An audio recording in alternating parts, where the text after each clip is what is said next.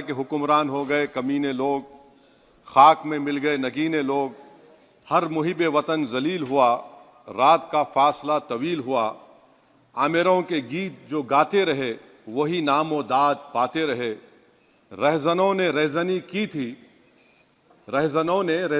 थी, रहबरों ने भी क्या कमी की थी। सर, मैं अभी सुन रहा था हमारे शिंदे ग्रुप के शिवसेना के पार्टी लीडर अपनी तकरीर कह रहे थे, कहा कि 6 दिसंबर में जब बाबरी मस्जिद को शहीद किया जा रहा था तो उस वक्त के वजीर आज़म नरसिम्हा राव पूजा कर रहे थे, आप ही ने कहा, और कहा कि वो डिस्टर्ब नहीं करना। तो ये बड़ा अजीब मौका है कि बीजेपी की ताईदी पार्टी ये कह रही है कि नरसिम्हा राव ने कहा कि मुझे डिस्टर्ब मत करो, मैं पूजा कर रहा हूं, और जिसने रथ यात्रा निकाला, इन दोनों को मोदी सरकार ने इस मुल्क का सबसे बड़ा सिविलियन अवार्ड दे दिया, सबसे बड़ा सिविलियन अवार्ड दे दिया। तो ये बताता है कि इंसाफ जिंदा है या जुल्म को बरकरार रखा जा रहा है। तीसरी बात यह है कि सर, इस ऐवान में सियासी पार्टियां आएंगी चले जाएंगी, आप आए मैं आया हम भी चले जाएंगे, मैं जमीन की गिजा बन जाऊंगा, ये ऐवान तो बाकी रहेगा। मगर सर, मैं ताजुब कर रहा हूं कि लोकसभा मुख्तलिफ आवाजों में कैसे बोल सकता है। लोकसभा तो एक ही आवाज में बोलना चाहिए, और लोकसभा भी भारत के संविधान आइन के बेसिक स्ट्रक्चर का ताबे है। और सर, ये इसलिए कह रहा हूं कि 16 दिसंबर को ये ले कर देता हूं, 16 दिसंबर 1992 को इसी लोकसभा ने एक रेजोल्यूशन पास किया था। आप इजाजत दीजिए तो मैं पढ़ता हूं सर। दिस हाउस, अच्छा, ये गुलाम नबी उस वक्त के मिनिस्टर थे, आज नहीं है, उनका नाम नहीं लेना चाह रहा था।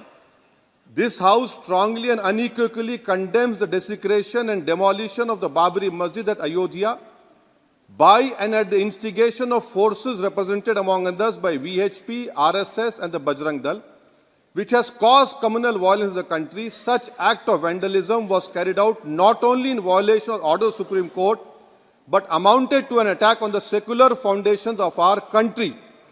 This House expresses anguish at the happenings and wishes to reiterate its resolve that it will ceaselessly endeavor to uphold the secular and democratic traditions of our country and for the maintenance of rule of law. और एक paragraph है, नहीं पढ़ूंगा। मैं ताजुब कर रहा हूं कि जब इस ऐवान ने एक रेजोल्यूशन पास किया तो हुकूमत आएगी जाएगी, और हुकूमत ये मोदी हुकूमत जश्न मना रही है जो 6 दिसंबर को हुआ। तो ये एक बात है सर। चौथी बात यह है कि सर, नहीं, 6 दिसंबर के ऊपर कोई जश्न नहीं है। राम मंदिर के निर्माण की जो प्रतिष्ठा हुई है उसको संबोधन कर रहा है, और वो सर्वोच्च न्यायालय के द्वारा तथ्यों के आधार पर दिए गए निर्णय के कारण से हुआ है।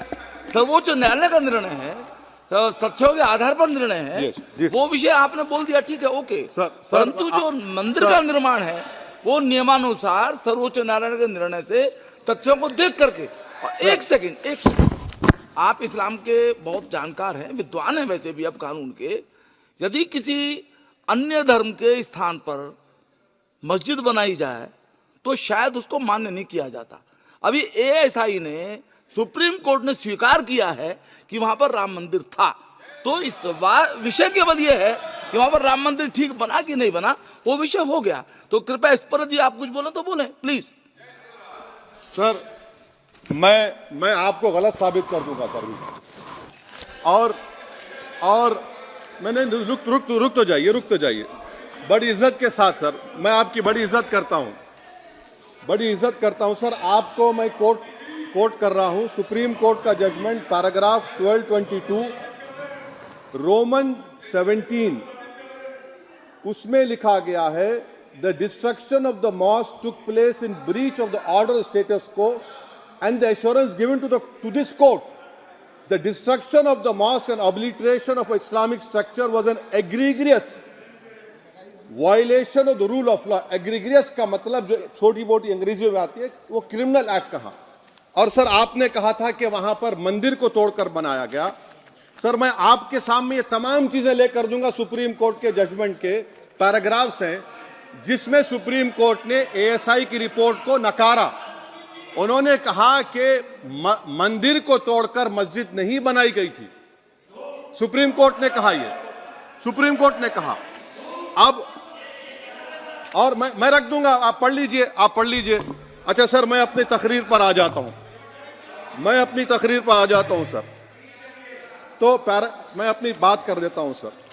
तो मैं ये पूछना चाह रहा हूं कि क्या मोदी सरकार एक समुदाय, एक मजहब की सरकार है या पूरे देश के मजाहिब को मानने वालों की सरकार है, जिसको नहीं मानते उनकी सरकार है? हमको बता दीजिए।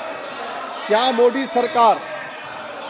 मोदी सरकार सिर्फ एक फिक्र और नजरिया हिंदुत्व की सरकार है? क्या इस देश का, इस गवर्नमेंट ऑफ इंडिया का कोई मजहब है? इस वतन अजीज सबके मजहब को मानता है। सर मेरा मानना है कि इस देश का कोई मजहब नहीं है। क्या ये सरकार 22 जनवरी का पैगाम देकर ये बताना चाहती है कि एक मजहब को दूसरे मजहब के मानने वालों पर गलबा और कामयाबी मिली? क्या आइन इसकी इजाजत देता है? क्या ये पैगाम आप जब ऐवान से दे रहे हैं तो 17 करोड़ मुसलमानों को आप क्या पैगाम दे रहे हैं, ये मैं आप पर छोड़ता हूं। सर 49 में धोखा हुआ, 86 में धोखा हुआ, 92 में धोखा हुआ, 2019 और 22 में भी इस ऐवान के जरिए हमको धोखा दिया जा रहा है। और अफसोस के साथ कहना पड़ता है सर कि मुस्लिम अक़लियत को हमेशा ये कहा गया कि तुमको भारत के शहरी बरकरार रहने के लिए एक बहुत बड़ी कीमत तुमको चुकानी पड़ेगी, और हम पर इल्जाम लगा दिया गया। सर क्या मैं बाबर का स्पोक्स पर्सन हूं? क्या मैं जिना का स्पोक्स पर्सन हूं? क्या मैं औरंगजेब का स्पोक्स पर्सन हूं? बताइए सर, आखिर मैं कहां तक आप मुझे लेकर जाएंगे?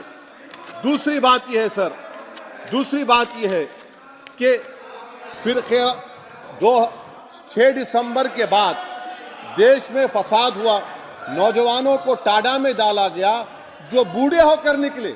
यकीनन आपकी सरकार नहीं थी, आपकी सरकार नहीं थी। अच्छा, बल्कि मैं तो मर्यादा पुरुषोत्तम राम की इज्जत करता हूं, मगर मैं नाथूराम गोडसे से नफरत करता हूं। मेरी नस्लें नफरत करती रहेंगी क्योंकि नाथूराम गोडसे ने उस शख्स को गोली मारी जिसके जबान से आखिरी लफ्ज निकले हे राम। सर छठी बात यह है कि 87 में मलियाना हाशिमपुरा हुआ, 83 में नेल्ली हुआ, 44 में जम्मू में नस्ल कशी हुई, 2022 में हल्दीवानी में कत्ल हुआ। इतने धोखे सबसे बड़े किसको दिए गए? असदुद्दीन ओवैसी को दिए गए। मगर फिर भी मुझसे ही कहा जाता है कि वफादारी को तुम साबित करो अपनी ओवैसी। सर आज भारत के 17 करोड़ मुसलमान अपने आप को अजनबी और एलिनेट महसूस कर रहे हैं। मैं बहुत बड़ी नाइंसाफी होती है, सर ये कोई तारीखी नाइंसाफी को इंसाफ नहीं किया जा रहा है। स्पीकर बल्कि सर, अंग्रेजी में स्पीकर सर केवल एक प्रश्न का जवाब ओवैसी साहब दे दें कि बाबर को वो आक्रमणकारी मानते हैं या नहीं मानते हैं? पुष्पमित्रा संघा को आप क्या मानते हैं? बताओ, पुष्पमित्रा संघा को आप क्या मानते हैं? जम्मू के वो, कश्मीर के वो राजा को क्या मानते हैं जिसके पास एक फौज थी मंदिरों को तोड़ने के लिए? आप क्या मानते हैं? यही तो मैं कह रहा हूं कि निशिकांत दुबे 47 में आजादी मिली, असदुद्दीन ओवैसी से बाबर की बात पूछ रहे हैं। तुम गांधी की बात पूछते, तुम बोस की बात पूछते, तुम जलियांवाला बाग की बात पूछते, तुम काला पानी में जो मुसलमान शहीद हो गए उनकी बात पूछते, मगर बाबर की बात पूछी जाती है। तो सर मैं आपको बता रहा था, खामखा डिस्टर्ब किए सर, मुझे मेरा वक्त ले लिए निशिकांत दुबे। सर मैं आपसे कह रहा था, मोदी हुकूमत ये पैगाम दे रही है भारत के मुसलमानों को कि जान बचाना है या इंसाफ चाहते हो। मैं कह रहा हूं, मैं भीख नहीं मांगूंगा, मैं इस नंगी तासुब को कबूल नहीं करूंगा, मैं दूसरे दर्जे के शहरी के मौक़िफ़ को कबूल नहीं करूंगा, मैं अपनी शनाख्त को नहीं मिटने दूंगा। अब मैं झूठी और दिल फरेब बातों पर हरगिज भरोसा नहीं करूंगा। मैं वो काम नहीं करूंगा जो बीजेपी और नाम निहाद सेकुलर पार्टियां चाहती है मैं वो काम करूंगा जो आपको पसंद नहीं है, संविधान के दायरे में रहकर। सर, कंक्लूजन में मैं आपको बताना चाहता हूं कि आज इस देश को किसकी जरूरत है। इस देश को अयोध्या में, तारीख शायद नहीं पढ़ते होंगे, मौलाना अमीर अली कौन थे, पुजारी बाबा रामचरण दास कौन थे, अयोध्या के पुजारी थे। दोनों ने मिलकर अंग्रेजों के खिलाफ जंग लड़ी थी और दोनों ने, अंग्रेजों ने इनको गिरफ्तार किया और एक पेड़ पर मौलाना अमीर अली को और पुजारी रामचरण दास को फांसी दे दी गई। देश को इनकी जरूरत है। देश को शंभू प्रसाद, अचन खां, ये राजा देवी बख्श सिंह के फौज में थे, अंग्रेजों से मुकाबला किया, मुसलमान की लाश को जला दिया गया और शंभू प्रसाद को दफना दिया गया। इस देश को यह जरूरत है, देश को बाबा मोदी की जरूरत नहीं है।